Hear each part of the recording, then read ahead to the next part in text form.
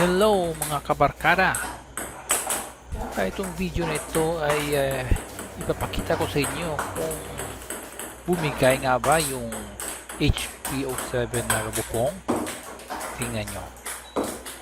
Kanina naka-oscillate yan, ngayon steady siya. Kanina maraming beses ko rin na pinaglaruan ito. Pag-drill ako ng backhand, forehand, at from day 1 to day 6 talagang okay siya, walang problema. Nag-improve yung stroke ko. Syempre dahil mura lang, medyo kinakabahan ako kung dapat bang bilhin ko.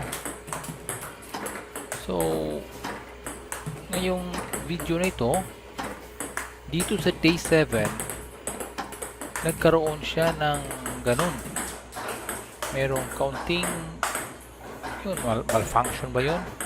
Basta hindi gumalaw yung kanyang oscillation. So mura lang naman itong robopong na ito, mga 10k yata yung bili ko. Pero pag nasira to, naku, sira din yung investment ko.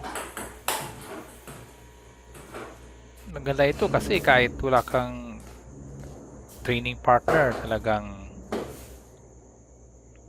improve yung mga moves mo. I think dito na sa video na to na kung saan hindi na gumalaw.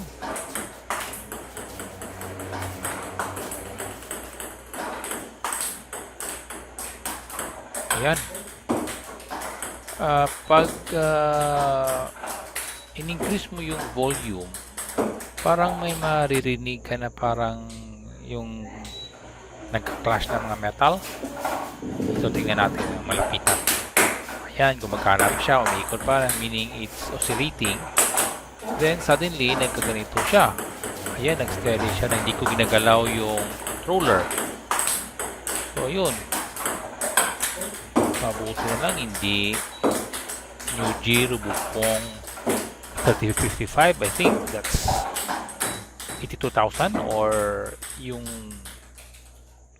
butterfly amigos, yung ganun, tapik-tapik lang, baka umandar ulit.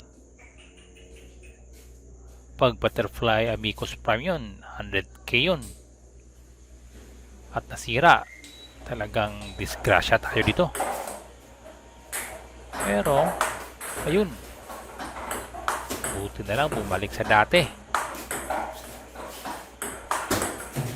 Sayang yung pinili ko dito pag nasira kaagad. Kahit makaabot lang naman ng day 20, okay na siguro, sulit na yan. Kasi pag nagpapatraining ka sa mga kwan, ganun din yung mga gasto mo eh.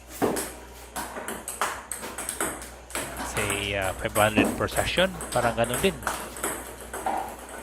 So yun lang mga kaibigan, mga kabarkada. Pag nagustuhan yung video, just subscribe. You may comment if you like any reaction about the malfunction of the equipment. Hanggang sa susunod ulit mga kabarkada. See ya!